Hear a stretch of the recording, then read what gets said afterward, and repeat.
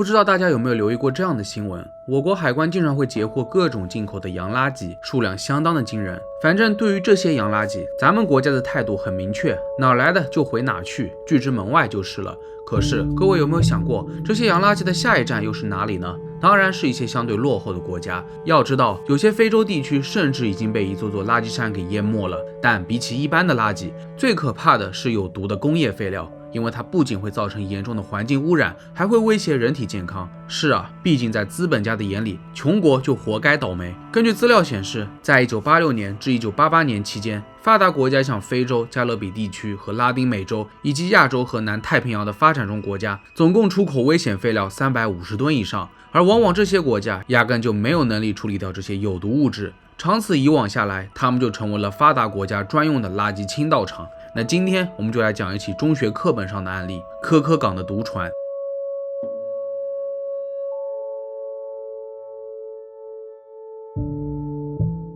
1988年5月，尼日利亚的一个小渔村科科港一跃成为了国际新闻的头条。有记者来到了这个港口小镇，发现那里有一大片空地，堆放了大约2000多个铁桶，还有一些麻袋等容器。然而，记者们仔细查看后发现，有些铁桶已经破裂，渗透出脏水，空气当中还弥漫着异常难闻的气味。经过记者走访后得知，原来港口码头的许多工人及其家属，由于常年接触这些铁桶，经常会感到头晕恶心，有些人甚至已经瘫痪了。这片土地的所有者是南纳先生。据他交代，有2家意大利公司以每个月100美元的价格租下了这片土地。在1年的时间里面，意大利公司陆续运来了4批货物。对方表示，未来还会有更多批次运抵，是要和南纳先生建立长期合作的关系。阿卡鲁塞是尼日利亚哈科特港大学的一名教授，他从小就在科科港长大，和南纳先生甚至还是亲戚关系。据他回忆，小时候他总是去南纳先生家玩，长大后每次回科科港也会去拜访他。记得在事发前1年的年尾，也就是1987年的12月下旬，阿卡鲁塞和往常一样拜访了叔叔家。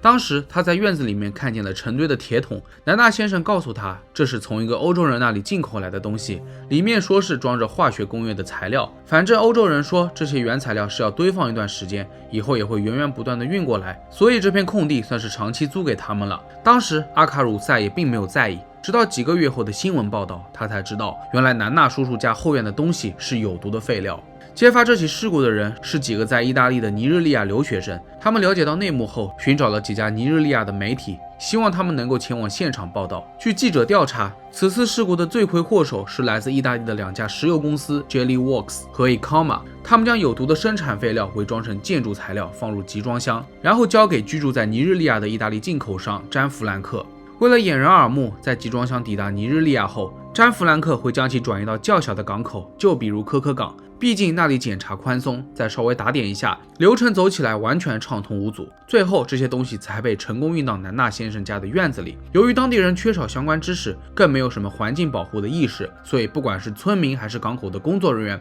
对此都毫无戒心。事情被揭发后，意大利当局却大喊冤枉，他们坚称存放在科科港的化学品只不过是一些寻常的煤焦油、油漆废料和工业溶剂，绝对无害。显然他们在睁着眼睛说瞎话，因为根据检测结果显示，废料中包含了一种名叫多氯联苯的物质，占比为28%，它属于一类有机化合物，也是世界卫生组织国际癌症研究机构一类致癌物。可能大家对这个名字很陌生，但是它一旦燃烧，竟然会产生2恶英这种剧毒的化合物。那这个名字大家应该都有所耳闻了吧？它的毒性是氢化物的130倍，砒霜的900倍，被视为世界上最危险的化学物质之一，很难自然降解消除，有着世纪之毒之称。大气环境当中的2恶英大部分都来自垃圾焚烧、工业冶炼以及某些农药的生产环节。之所以让人闻风丧胆，是因为它不仅无色无味，毒性还极强，能够致癌、致畸、致基因突变，同时还具有生殖毒性、免疫毒性和内分泌毒性，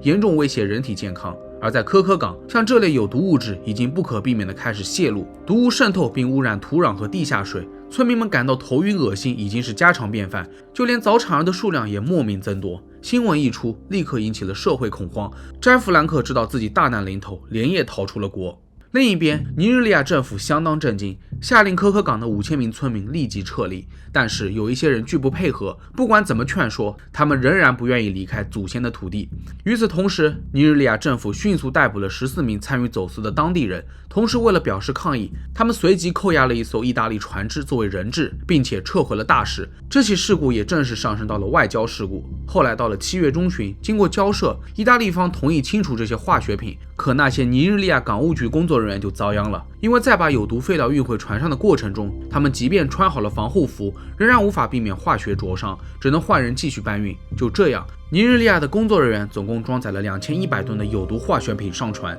7月30日，这艘载着有毒废料的船只终于起航，哪儿来的就回哪里去了。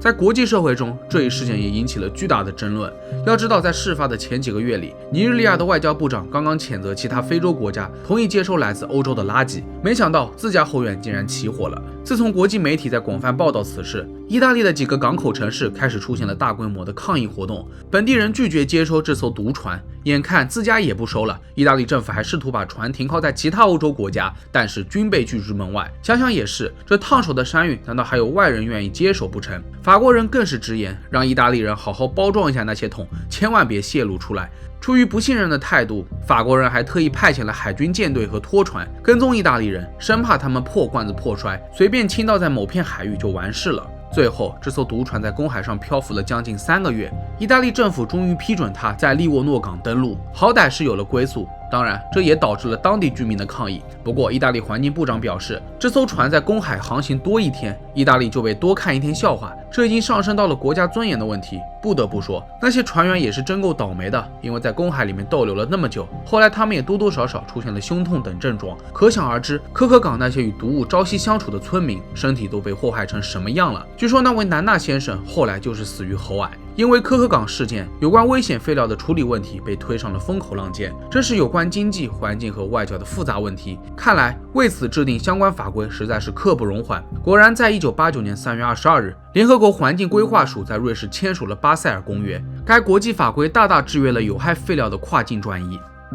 根据资料显示，全世界每年生产的危险废料大约有3亿吨，其中90%来自发达国家，而处理这些废料变得越来越困难了。就好比在美国，垃圾填埋场早就不够用了，碍于环保主义和土地成本的影响，他们没有办法建立更多新的垃圾填埋场，而垃圾又源源不断的生产出来，再加上许多欧洲国家都规定，像多氯联苯这类危险的化学品必须要经过高温焚烧，总之处理成本是越来越高了。然而，焚烧一堆化学品的成本如果需要2000美元的话，那把它运送到非洲国家的垃圾场，成本只需要20美元，价格如此之悬殊，资本家很难不动心。更何况在他们眼里，非洲就是一片荒地，至于那里的人和环境根本就不值得费心。因此，不管规定如何，一些西方国家还是照做不误，只不过是稍微换了一种方式。就比如他们会把洋垃圾伪装成援助非洲的物资，等东西送到后才发现里面绝大多数都是垃圾，能用的东西少得可怜。现如今，发达国家的电子垃圾数量激增，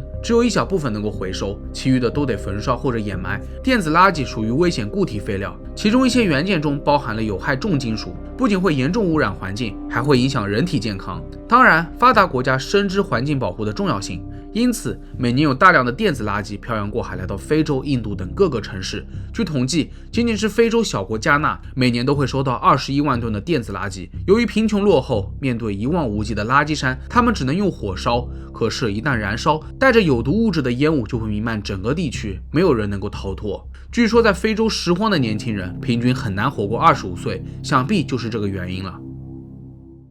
2017年2月，在可可港毒船事件30年后，当地村民发现港口的驳船增多，然后就是一车又一车的垃圾倾倒在空地。不出所料，又是一家国际石油公司在可可港作妖了。不过对方坚称，他们公司只是把可可港作为垃圾回收点，而且那些东西只是污泥，没有任何毒性。而根据尼日利亚实验室的检测，这明明又是一种有毒的废料。只能说这些人为了利益真是贼心不死。像这些发达国家既要赚钱又要保护自家环境，还道貌岸然的想装好人，天下哪有这么好心的事情呢？成天打着慈善的幌子，背地里却要横跨半个地球也要往别国倒垃圾，真是机关算尽。殖民这2个字恐怕是刻在某些国家的 DNA 里面了。穷难道就活该变成垃圾场吗？那好了，本期视频到这里就结束了。各位对于洋垃圾出口有什么看法？可以在评论区下方留言。如果觉得视频做得还不错的话，也别忘了点赞、收藏和投币。我是郑郑，咱们下期视频再见吧。